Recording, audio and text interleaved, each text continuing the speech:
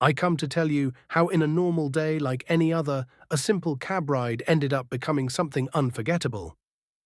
I will tell you everything that happened with that cab driver and how I ended up in bed with him. Stay until the end to know this story. So make yourself comfortable, and we invite you to subscribe to the channel and activate the little bell so you don't miss any video from this channel. That night began like any other. I had left work late, exhausted and eager to get home. It was raining heavily and the streets were practically empty. I decided to hail a cab because I didn't feel like braving public transportation. Soon after, a yellow car pulled up in front of me. I got in quickly to avoid getting even wetter. The driver, a man with a quiet smile and a face that seemed sculpted by time, greeted me politely. He wore a worn leather jacket and a subtle scent of masculine cologne filled the enclosed space of the vehicle. He introduced himself as Manuel as he adjusted the rearview mirror. I couldn't help but glance sideways at him. His profile was attractive, but what caught my attention most was his voice, warm and leisurely, which broke the silence with a simple question. Where are we going? Hey, are you liking the video so far?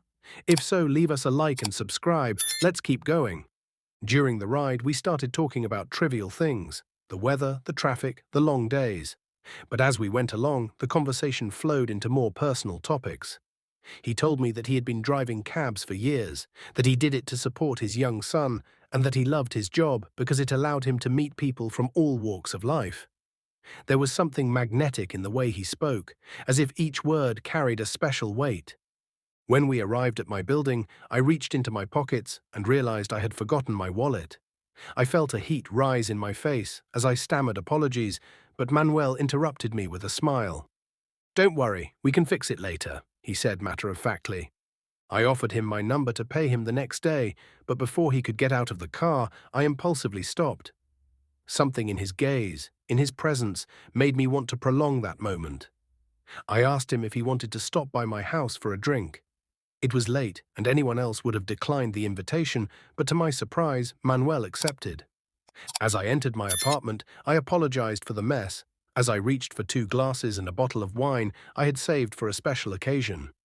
Manuel took off his jacket and sat on the couch, looking at the cluttered books and plants that occupied every corner. "You have a cozy place," he commented as he took the drink I offered him. We talked for hours.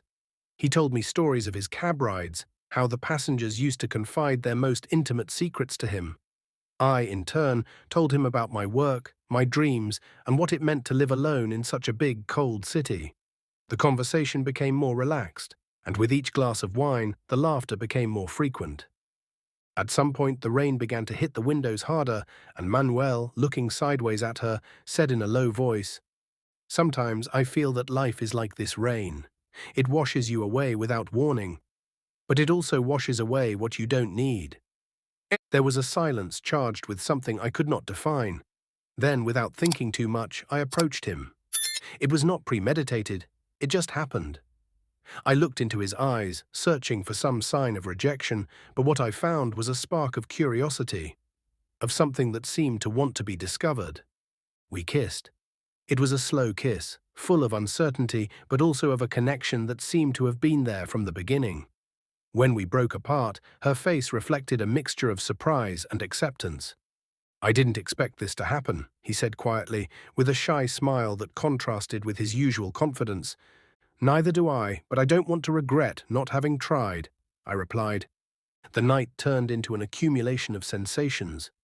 We talked, laughed, and let the hours pass without worrying about the outside world. It wasn't just desire. There was something deeper in the air, a connection that couldn't be explained in words.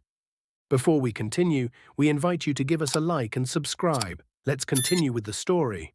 At dawn, as the light came timidly through the curtains, Manuel got up to leave. Before leaving, he looked at me with an expression that mixed nostalgia and hope. "Thank you for tonight."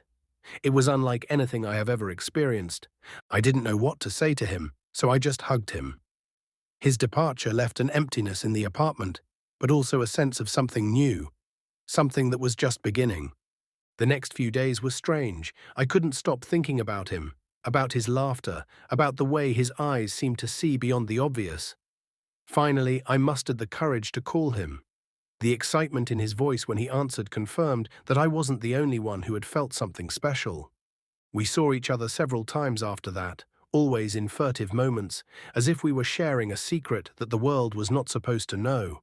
Manuel was still working as a cab driver, but now every encounter with him had a different meaning. We knew each other beyond words, and every moment together was a reminder that sometimes the most unexpected connections can change everything. Over time, our relationship became stronger. Manuel, who had always been reserved, began to open up more. He told me about his fears, about the decisions that had brought him to where he was, and about his son, whom he loved more than anything else in the world. I, for my part, shared with him my own insecurities, finding in his support a strength I didn't know I needed. Although our story started with a simple cab ride, it ended up being much more. It was proof that love can be found in the most unexpected places, and that sometimes all it takes is a small act of courage to discover it. Days turned into weeks, and our connection grew like a spark that could not be extinguished. Manuel and I had met in such an ordinary way, but what we were building was extraordinary. However, not everything was perfect. I often wondered how it would be possible to integrate our very different lives. He had a son whom he adored and lived for. I, on the other hand, was used to a solitary and somewhat disorganized life. In spite of that, our differences did not separate us. Rather, they seemed to bring us even closer together. Wait, don't forget to subscribe and like us for more content like this. Let's continue. I remember one night in particular. We had planned a dinner at my house, and Manuel arrived with a small paper bag. When I opened it, I discovered a package of homemade cookies that he had prepared with his son. He told me with a proud smile how he had spent the afternoon baking with the boy, who had insisted on making something special for Daddy's friend. That touched me deeply. Although I had never met his son in person, I felt that somehow I was already part of his world. During dinner, we talked about dreams, those that one keeps to oneself, as if sharing them would wear them out.